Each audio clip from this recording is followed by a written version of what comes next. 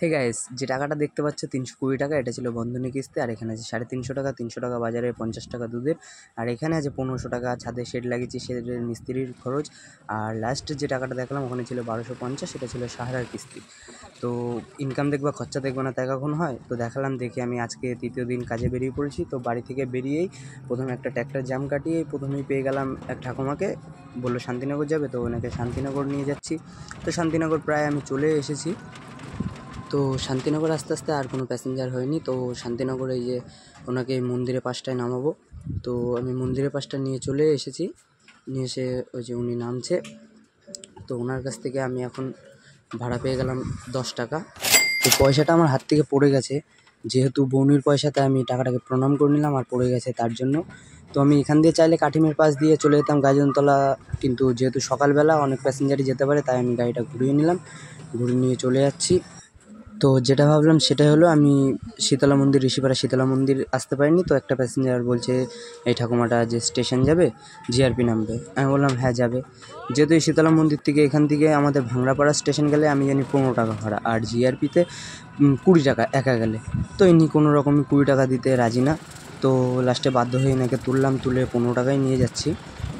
তো আস্তে আস্তে আমি চলে গেলাম রানাঘাটের দিকে, আর অপেক্ষায় ছিলাম যে আবার একটা প্যাসেঞ্জার পাবো কি না, শুধু এনাকে নিয়েই যেতে হবে। তো আমি রাস্তা দিয়ে যাচ্ছি, আর কোনো প্যাসেঞ্জার পাইনি। তো ওনাকে নিয়ে জিআরপি চলে এসেছি, আর জিআরপি এসে ওনাকে নামাচ্ছি। উনি তাও বকবক করেই যাচ্ছে যে তোমার বাড়ি কোথায়, তুমি হিজুলিতে কোথায় থাকো, তোমাকে আমি দেখবো। তারপরে বললো যে আমাদের ভাড়া বলতে হবে না, ভাড়া ঠিক নেই। তো আমি কিছু আর বলিনি, আমি 15 টাকা নিয়ে ওনাকে ছেড়ে দিলাম। তো যেহেতু আমার ফাঁকা গাড়ি ছিল, আর এই দাদাকে আমি ওই SBI ব্যাংকের সামনে থেকে তুললাম কোটমোড়, আর ওখান থেকে ছাড়িয়ে এসে একটু এই দিদিভাইকেও পেয়ে গেলাম। আর এই দিদিভাই যাবে সাটিগাছা শিব মন্দির, আর এই দিদিটাকে পৌঁছে দিতে পারলে আমি পেয়ে যাবো 20 টাকা। তো গাড়িতে যেহেতু কোটমোড়ে প্যাসেঞ্জার রয়েছে, তো প্রথমে আমি ওই দাদাটাকে কোটমোড় নামিয়ে দেবো। কোটমোড় নামিয়ে দেওয়ার পরে তারপরে আমি যাবো সাটিগাছার দিকে। তো আমি কোটমোড় চলে এসেছি, আর এই দাদাকে নামিয়ে দিলাম। কোটমোড়ের ভাড়া পুরোনো বাস স্ট্যান্ড থেকে 15 টাকা এখন, কিন্তু এই দাদা 10 টাকা দিল। তো আমি পেয়ে গেলাম 10 টাকা। তো কিছু বললাম না, যেহেতু একটু এগিয়ে এসেছিলো। তারপরে আবার এই দিদিভাইটাকে নিয়ে চলে যাচ্ছি আমি আস্তে আস্তে সাটিগাছার দিকে। তো এই দিদিভাইটাকে আমি সাটিগাছা নামিয়ে দিলাম, তো দিদিভাই চলে গেল, আর আমি এই ভাড়াটা মেরে পেয়ে গেলাম 20 টাকা। তো এখান থেকে আমি গাড়ি ঘুরিয়ে চলে যাচ্ছি আবার স্টেশনের দিকে। তো স্টেশনের দিকে যেতেই এই শ্রীনাথপুরের আগে থেকেই একজনকে পেয়ে গেলাম ছোটো বাজার। তো ইনারই মা যাবে। তো আবার গাড়ি দাঁড় করালাম, প্রথমে বলেছিলাম হয়তো মনে হয় যাবে না, জানি না। তো আবার বলছে দাঁড়াও আমিও যাবো। তো এনাকে তুলে নিলাম আমি, ইনি যাবে SBI ব্যাংক। তো আস্তে আস্তে আমি আবার গাড়ি, তো SBI ব্যাংক মানে পুরোনো বাস স্ট্যান্ড SBI না, দত্তবাজার SBI। যেহেতু আমি শ্রীনাথপুর ছিলাম, তাই শ্রীনাথপুর মসজিদের পাশ দিয়ে আমি চলে যাব আমি দত্তবাজার। আর দত্তবাজার গেলেই এনাকে নামাবো SBI, নামিয়ে দিয়ে তারপর আবার ছোটো বাজারের দিকে। তো যাই হোক, আমি দত্তবাজার চলে আসলাম। তো এনার কাছ থেকে কোনো ভাড়া নিলাম না, যেহেতু ওনার মেয়ে গাড়িতে আছে, তো উনি ভাড়াটা পে করবে। তো আবার এনাকে নিয়ে আমি চলে যাচ্ছিলাম ছোটো বাজার। আর যেহেতু ওভারের নিচ দিয়ে, তাই হাতে ভিডিও করছি, তাই ফোনটা রেখে দিয়ে রোড দিয়ে আমি পরামানিক হয়ে চলে আসলাম আস্তে আস্তে ছোটো বাজারের দিকে। তো এনাকে ছোটো বাজার নামিয়ে দিয়ে আমি টোটালি ভাড়া এখন ওনার 20 টাকা আর ওনার মায়ের 10 টাকা দিয়ে টোটাল 30 টাকা ভাড়া হয়। তো উনি জিজ্ঞেস করলো কত দেবো, তো আমি বললাম 30 টাকা। তো ওনার কাছ থেকে আমি এই ভাড়া কমপ্লিট করে পেয়ে গেলাম 30 টাকা, আর সেটা তোমাদেরকে দেখিয়েও দিলাম। তো চলো আবার নতুন প্যাসেঞ্জারের অপেক্ষায়। তো আবার আমি আমার মতন নতুন প্যাসেঞ্জারের অপেক্ষায় আবার ওখান থেকে গাড়ি নিয়ে আমার যেটা লক্ষ্য স্টেশনের দিক, স্টেশন আস্তে আস্তে আমি এগিয়ে যাচ্ছিলাম। তো ভাবছিলাম কখন প্যাসেঞ্জার পাবো। ফাঁকা গাড়ি নিয়ে ভালো লাগে না। তো চৌরঙ্গির দিকে ঘুরতেই দেখি এক ঠাকুমা অন্য এক গাড়িওয়ালাকে ডাকছিলো। তো উনি শুনতে পাইনি, আমি গাড়িটা ঘুরে লাগালাম, জিজ্ঞেস করলাম কোথায়। তো ঠাকুমাটি আমাকে বললো চিলড্রেন্স পার্ক যাবো। আর যখনই আমি গাড়িটা ছাড়তে যাই, পেছন থেকে আরেকজন, এই মহিলাটি আমাকে বলে উঠলো যে ভাই আঙুলিয়া কৃষি ব্যাংক, ওই যে জিন্দগির মোড় ছেড়ে। তো ওনার কাছ থেকে শুনে একটু শিওর হয়ে নিলাম, যেহেতু আমি অনেক দিন আগে গাড়ি চালাতাম, মাঝে 6 মাস বন্ধ ছিল, তারপরে আর চালাইনি। আবার এই বেরিয়েছি, সংসারের সব দায়িত্ব ঘাড়ের উপরে এসে পড়েছে এখন। তো আমাকে তো এখন কাজ করতে হবে, আর তার জন্য আমি ভিডিও বানাতে পারি না, এই জন্যে আমার কাজটাকে ভিডিওতে এনেছি। তো এই ঠাকুমাকে চিলড্রেন পার্ক নামিয়ে দিয়ে আমি পেয়ে গেলাম 10 টাকা। তো এবার আবার যাব ওনাকে নিয়ে আনুলিয়া কৃষি ব্যাংক। তো আমি ওনাকে নামিয়ে দেওয়ার পর বিশ্বাস পাড়ার ভেতর দিয়ে চলে গেলাম, একেবারে লায়ন্স ক্লাবের সামনে দিয়ে চলে যাচ্ছি। তো যেহেতু হসপিটালের দিকে যাচ্ছিলাম তাই ভাবছিলাম যে রাস্তায় দিয়ে একটা হসপিটালের প্যাসেঞ্জার পাই কিনা। তো গাইস আমি চলে এসেছি কৃষি ব্যাংক, আর কৃষি ব্যাংকে এর আগের যে প্যাসেঞ্জারটা ছিল ওই প্যাসেঞ্জারটাকে নামালাম। তো উনি আমাকে 5 মিনিটের সময় নিয়েছে যে উনি আবার রিটার্ন যাবে। তো দেখা যাক কতক্ষণ সময় লাগে আর এনার কাছ থেকে কত ভাড়া পায়। এটা অ্যাকচুয়ালি ফটকা ভাড়া হবে, উনি আসলে এসে দাঁড় করে রাখলে এটা গাড়ি অনেকটা রিজার্ভ টাইপের হয়ে যায়। এই জন্যে দেখা যাক ওনার কাছ থেকে কত টাকা ভাড়া নেওয়া যায়। তো গাইস আমি এখান থেকে আবার ওনাকে কৃষি ব্যাংক থেকে বেরিয়ে পড়লাম, ওনাকে যেখান থেকে ঢুকেছি সেখানে আবার নিতে যাবো। তো দেখা যাক কী হয়, কত টাকা ভাড়া দেয়।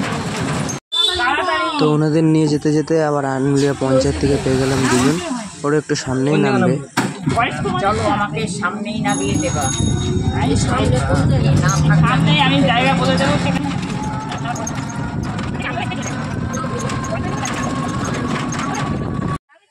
তো গাইস এদের কাছ থেকে আমি পেয়ে গেলাম 20 টাকা।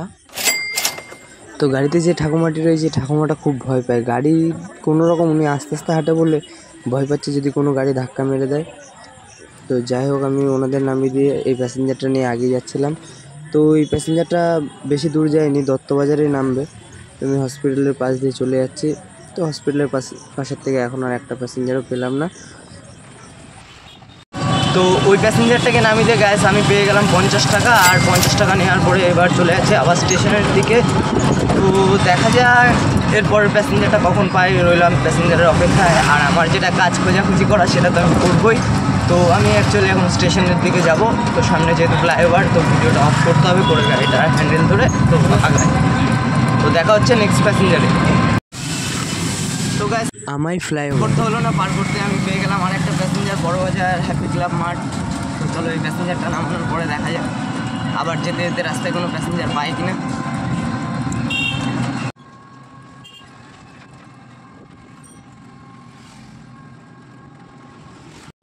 তো গাইস আমি বড়বাজার প্যাসেঞ্জারটা নামাতে লায়ন্স ক্লাবের ওখান থেকে আবার দুজন পেয়ে গেলাম রথতলা গেট।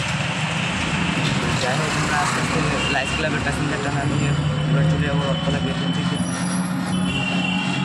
তো খুবই ভালো লাগছে যেহেতু আবার দুটো প্যাসেঞ্জার পেয়ে গেলাম একসাথে, গাড়িতে 2-3টে প্যাসেঞ্জার মানে বিশাল ব্যাপার এখনকার দিনে। সেখানে একটা প্যাসেঞ্জার পেতে গিয়ে মাথার ঘাম ছুটে যায়।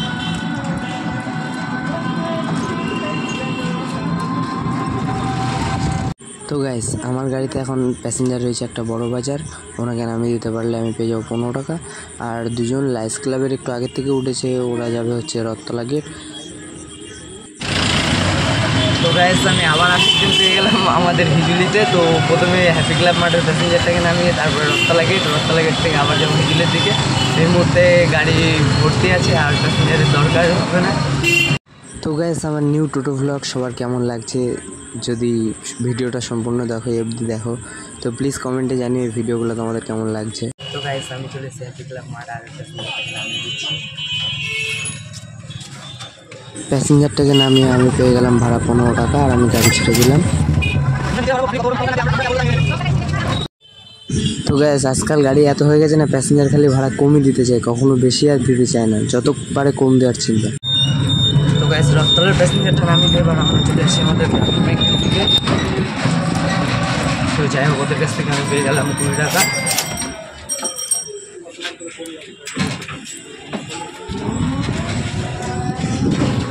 তো গাইস এখান থেকে আমি বাঁদিকে ঘুরিয়ে তালপুকুর পাড়ার ভেতর দিয়ে টুকটুক করে চলে যাচ্ছিলাম হিজলি গ্রামীণ ব্যাংকের দিকে।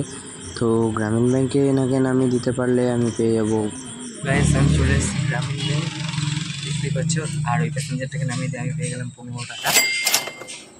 তো গাইস আমি গ্রামীণ ব্যাংক ছেড়ে একটুখানি দাঁড়িয়েছিলাম, দাঁড়িয়ে আমি পয়সাগুলো একটু গুছ করে নিচ্ছিলাম, তখন এবার আরেকটা প্যাসেঞ্জার আমি পেয়ে গেলাম চরমগীর মোড়। তো এই ভাড়াটা নামাবো আর আমার যেটা কাজ প্যাসেঞ্জার খুঁজবো, দেখা যাক আরও কত কাজ করতে পারি। আমি ভিডিও করছি মানে এই নয় যে ভিডিওতে মগ্ন হয়ে আছে, আমি কিন্তু কাজের দিকে ফুল ফোকাস, তার সাথে ভিডিওটাও করার চেষ্টা করছি। তো দেখা হচ্ছে আবার পরের প্যাসেঞ্জারে এনাকে নামানোর সময়। তো গাইস আমার এই চরমগীর প্যাসেঞ্জারটা নিয়ে যেতে যেতে আমি বরেন্দ্রনগর থেকে আবার একটা প্যাসেঞ্জার পেয়ে গেলাম জিআরপি গেট। তো জিআরপি গেটে এই প্যাসেঞ্জার থেকে নামাবো, আর জিআরপি গেট থেকে আবার আমরা দেখবো কোথাও না প্যাসেঞ্জার পাওয়া যায়।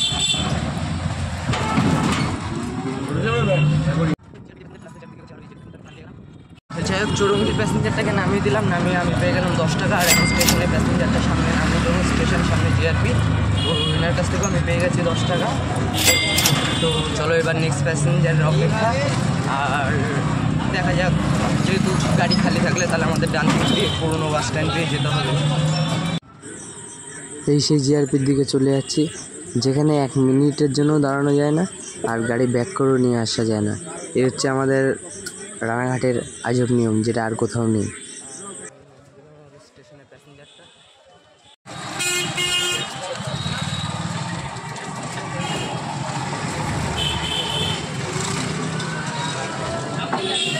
আমি পুরনো বাস স্ট্যান্ডের দিকে এসে আমি প্যাসেঞ্জার করছিলাম। তো আমার একটা প্যাসেঞ্জার আমি পেয়ে গেলাম রথতলা হরিনগর। আর এই প্যাসেঞ্জারটা নামাতে পারলে আমি ভাড়া পেয়ে যাবো 30 টাকা। এটা আগে থেকে কথা হয়ে গেছে। তো আমরা ডিসপেন্সারি লেনের ভিতর দিয়ে আবার জিআরপি হয়ে বেরিয়ে যাবো। তো আমরা এখন যাবো জিআরপির সামনে, জিআরপি দিয়ে চলে যাবো রথতলা হরিনগর। তো চলো নেক্সট আবার প্যাসেঞ্জারগুলো দেখা হবে। সবসময় মনে একটা ভয় যে রথতলা গেটের প্যাসেঞ্জারের নাম শুনলে সবসময় মনে হয় যে গেট পড়বে নাকি। আর রথতলা গেটে গেট পড়বে না, জ্যাম হবে না, এটা কখনো হয়? তো আমি সেই জ্যামে পড়েছি, এটা বিশাল বড় একটা জ্যাম। তো যাই হোক, আমি প্যাসেঞ্জারটাকে নামিয়ে দিলাম আর আমি পেয়ে গেলাম 30 টাকা। এবার আমি গাড়িটা আবার ঘোরাবো। সত্যি কথা বলতে রথতলা গেটে এতক্ষণ এত জ্যাম ছিল যে প্রায় 1 ঘন্টার সময় রথতলা গেটে আমার কেটে গেল। তো আমি এখন আজকে মনে হচ্ছে কাজটা খুব একটা ভালো হবে। ওই প্যাসেঞ্জারটা নামিয়ে দিয়ে আমি রাঙ্গা স্টেশনের দিকে যাচ্ছিলাম। তো আমি আবার আরেকটা প্যাসেঞ্জার পেয়ে গেছি ঘটকপাড়া এই ভাইটাকে। তো এই ঘটকপাড়া এই ভাইটাকে নামিয়ে দিয়ে দেখবো ততক্ষণে আবার প্যাসেঞ্জার পাই কিনা। তো আমি রথতলা থেকে সোজা এসে কাঠচেরায় বা হাতের গলি দিয়ে সোজা ঢুকে পড়লাম ঘটকপাড়ায়। এটাকে ঘটকপাড়া নামিয়ে দিলাম আর ভাইটার কাছ থেকে ভাড়া নিলাম 15 টাকা। তো যাই হোক, ভিডিও তুমি যখন সাবস্ক্রাইব করে নিলে দেখতে তো পারবেই। তাই সবাইকে হাই করে দাও। Hi guys. আকাশের অবস্থা একদম ভালো নেই, ঘটকপাড়ার থেকে বেরিয়ে পড়ছি, এবার বড় বাজারের দিকে এগিয়ে যাচ্ছি। তো চলো গাইস, দেখা যাক এবার কি হয় আমাদের। তো গাইস, এর আগে আমি যে ভয়েসে কথা বলছিলাম ওটা একটু ফান করছিলাম। সত্যি আকাশের অবস্থা খুব একটা ভালো নয়। তো যাই হোক, আমি চলে যাচ্ছিলাম স্টেশনের দিকে। আবার প্যাসেঞ্জার পেয়ে গেলাম একটা পাল চৌধুরী স্কুল, আর এই প্যাসেঞ্জারটাকে নামতে পারলে। তো গাইস, বেশি দেরি না করে আমি ফটাফট ওই প্যাসেঞ্জারটাকে নিয়ে চলে গেলাম পাল চৌধুরী স্কুল। তো গাইস, আমি ওই প্যাসেঞ্জারটাকে পাল চৌধুরী স্কুল নামিয়ে গেলাম। আর আমি আর একটা পেয়ে গেছি সেন্ট্রাল নার্সিং হোমের প্যাসেঞ্জার। তো ওই প্যাসেঞ্জারটাকেও নামিয়ে নিতে পারলে আমি পেয়ে যাবো 10 টাকা। চলো।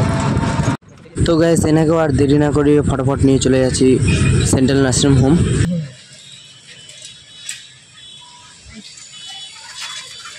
তো আমি চলে এসেছি গ্লুকোজ ফার্মেসি, আর এই প্যাসেঞ্জারটাকে নামিয়ে দিয়ে আমি পেয়ে গেলাম 10 টাকা।